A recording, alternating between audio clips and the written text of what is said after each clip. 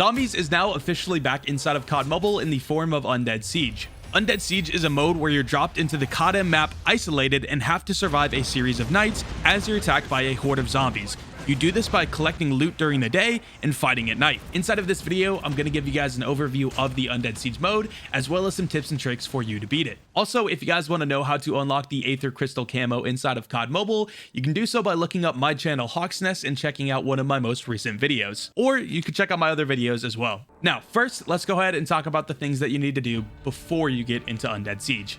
Now, the first two things I recommend doing before you get into Undead Siege is to match your zombie sensitivity to your multiplayer or battle royale sensitivity, depending on what one you play more, as well as making sure your controls fit your playstyle perfectly. You can actually do this by pressing the sync from MP button, and what this is going to do is take your buttons from multiplayer and basically copy them into your buttons for zombies. Even after you do this though, there will be a few buttons in kind of some weird places, so make sure to put your buttons exactly where you want them. You can obviously change these later, but it's good to get them kind of set in right now before you start playing. Now, once you've done this, what you want to do is go ahead and go into Undead Siege and play the tutorial. The tutorial will walk you through everything that you need to know to just kind of get a basic grasp of the mode, but it's not going to walk you through exactly all of the more finite details that we'll be talking about inside of this video. So make sure that you do that, and then after that, we'll go ahead and get into the real meaty stuff of Undead Siege. So now things are going to get a little bit more serious. Now, the next thing we're going to do is win a match of casual Undead Siege. I also want to note that everything I talk about right now will apply both to the casual mode as well as the hard mode. The only difference is that in the hard mode, the zombies are a little bit stronger, and you have to survive 5 nights as opposed to the 3 nights in casual mode. Also, you can be matched with 3 random strangers to play with, or you could build a team out of players that you already have added inside of the game, which I personally recommend because this mode does require some teamwork. So with all that being said, let's go ahead and fire up a casual match. Once the game starts, the first thing you want to do is find a vehicle. I recommend finding a helicopter, as this will allow you to cover the most ground. Typically, a helicopter will spawn within about a 10 to 20 meter radius of where you spawn in, so just look around and you should be able to find one. If not, once again, you could just use a ground vehicle.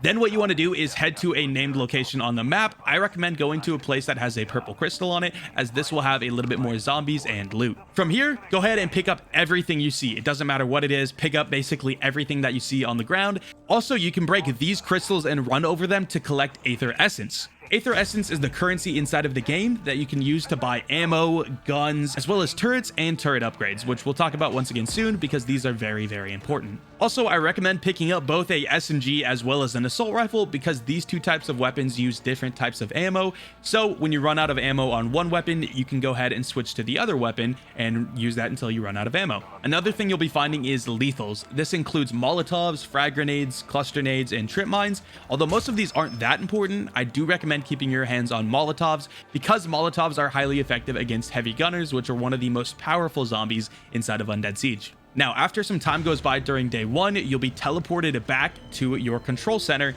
where night 1 will now officially begin. Once this happens, you have some time to get situated before the horde of undead starts to attack. You can take this time to distribute loot to teammates via the public warehouse. You could also buy ammo at the control center or set up turrets. In the first night, generally you can kill the zombies without placing a turret, although feel free to. The only real downside of actually buying a turret is that you'll have to spend some Aether Essence, and these turrets are highly effective at killing zombies, and there's a variety of different types of turrets that you can upgrade.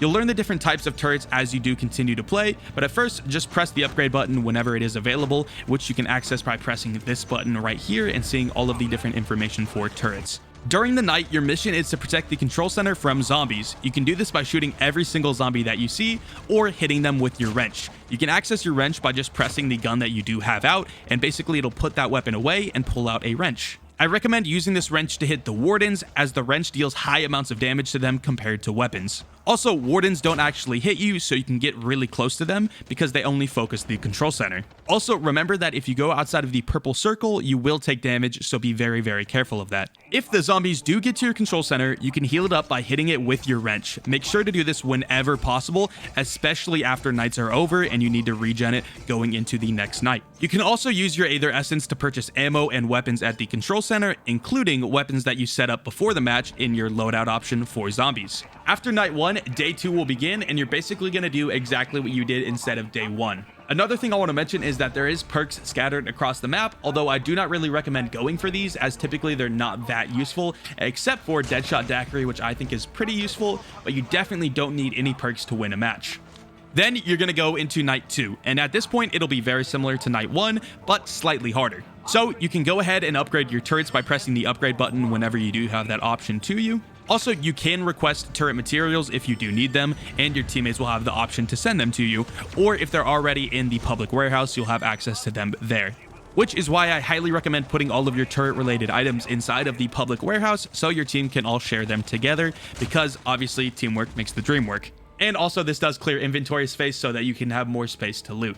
Also, when fighting zombies, certain zombies have higher headshot damage, which you can see by the yellow damage numbers when you do hit their heads. If zombies have this headshot multiplier, definitely make sure to aim for their head to maximize your damage output. Before night 2 is over, make sure that you've dumped your loot into the warehouse so that you have room for day 3, especially since after night 2 is over, the control center will move to a different part of the map. Then day 3 will be just like the past days, except that ground loot will be better than before.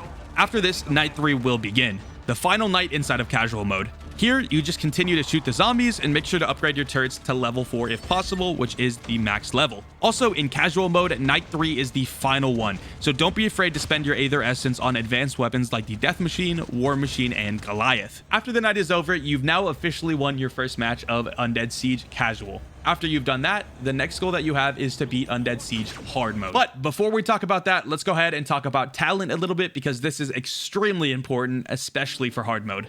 You can access talent by pressing this button right here on the zombies page. And once you're here, what you're going to see is your talent level, as well as your Aether Shards and your Aether Crystals. Keep in mind, these are different than Aether Essence. Aether Essence is the currency that you acquire while you're playing the game, and it doesn't carry over between games. But Aether Crystals and Aether Shards are something that you can earn by doing different tasks, as well as completing tiers in your Battle Pass. Specifically, your Zombies Battle Pass, which you can see by going right here.